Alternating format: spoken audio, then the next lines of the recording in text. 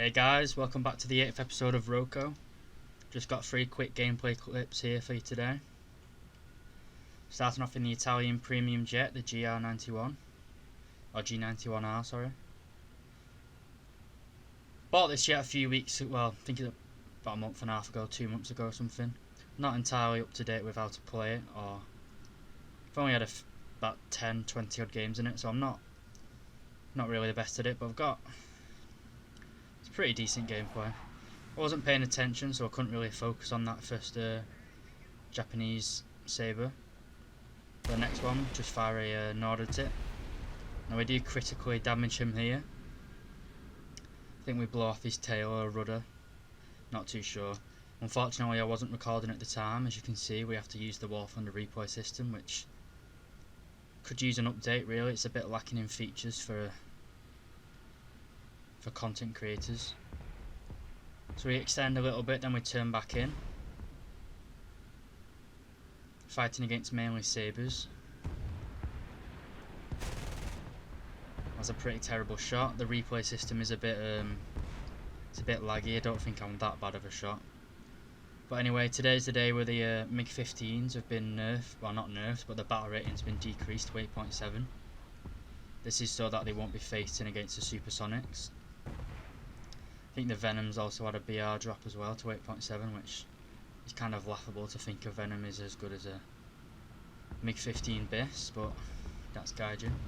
You see there we do a nice little bit of rolling scissors. Kind of a prop manoeuvre that, but we fire our Nord. That was a I don't even know what to say, that was a pretty terrible attempt. A bit desperate really. It's kind of just experimenting, seeing what I can and can't do with the Nords. We're in a bit of a rolling scissors with this, I think it's the Japanese F40 saber. Oh, it's F30, sorry. So I think he isn't the premium, he's just the regular tech tree one. But anyway, I think he was damaged a bit. But we miss our first pass. Get him on the second one. From what I can tell, the G91R, it's pretty good in low speed dogfights. Pretty good acceleration, pretty good engine retention. You can catch a MiG at low altitudes. I think I had a game about an hour ago actually where I was catching up to MiGs on the deck. But like I say, the MiG-15 has been had its battle rating reduced to kind of sort out the whole 9.0 to 10.0 shitstorm at the minute. But what's happened is it's just fucked up 8.0 to 9.0 now. Now you'll have jets like the F-84Gs facing MiG-15s, which is completely and utterly imbalanced. So it's kind of what Gaijin does. They try and nerf something or change the battle rating to fix a problem, and it just creates another one. They really need to increase, like the MiG-19, the F-100, T2, they need to go up to 11.0 BR and create a bit more, release the compression of the battle ratings. Pretty much every jet or every plane above battle rating 7.0 needs restructuring really.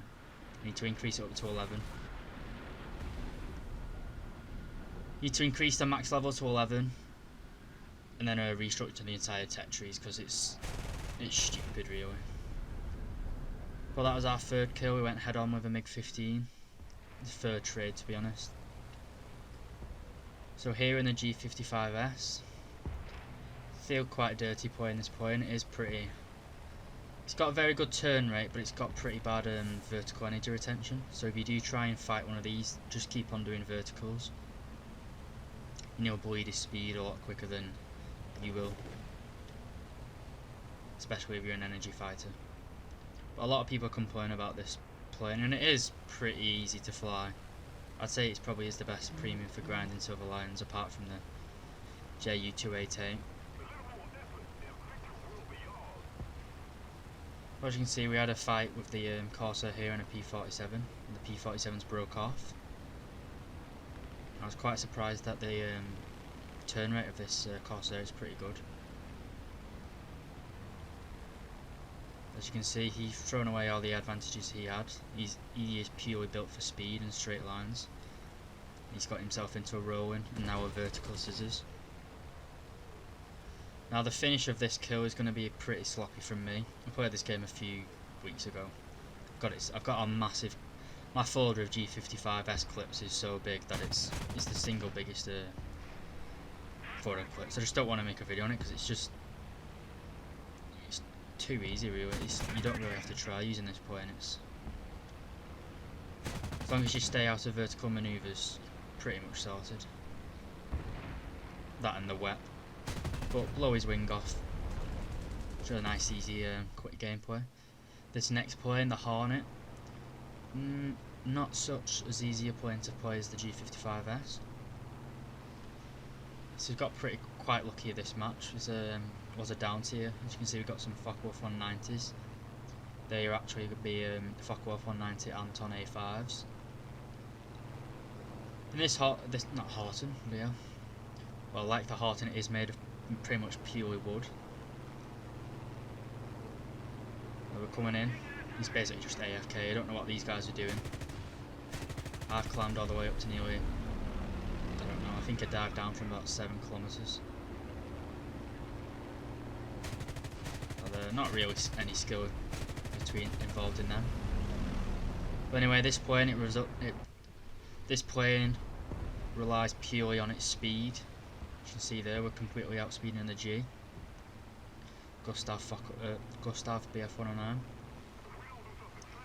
We're going to put it back into a little bit of a climb to get some more altitude before we're going to go a loop over on top of him.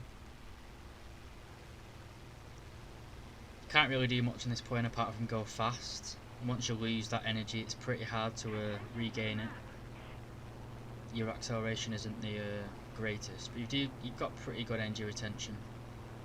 Very good climb rate. You get an air spawn as well. You put it in a 20-degree climb and you climb pretty much as good as a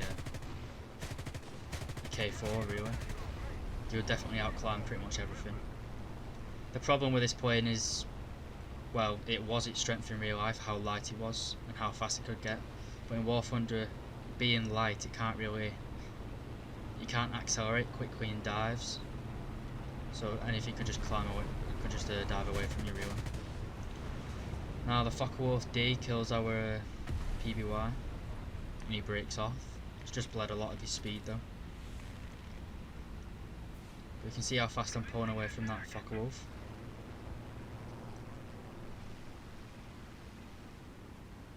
As you can see, I was using manual engine controls and I forgot to change my supercharged gear down. But we're pretty much dragging the entire enemy team that's left.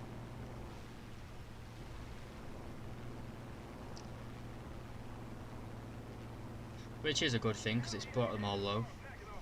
A lot of people say Germany suffers, and they do kind of suffer, and the one advantage is they've got good climb rate at the beginning of games. At the end of a game, a German team with the low on energy, it's pretty hard for them to regain it, especially the Focke-Wulfs and the TA-152's example, which they've got pretty weak engines. The main strengths are really their energy retention and high altitude performance. They can't really get back to high altitude if they get rid of it. So we're still dragging out these enemies, slowly increasing our climb angle to try and get them slower. Decide to re-engage, turn back in. A little bit of lag there, just for good measure. So I want to turn underneath the Focke-Wulf on bloody speech impediment. I'm sure I've got something wrong with me. I'll be F109 G6, get underneath his nose. He tries to follow us in a turn. Realistically, all he did in that turn was blow all of his speed. He should have gone up into a loop, got altitude, then dove back down. That would have conserved his energy.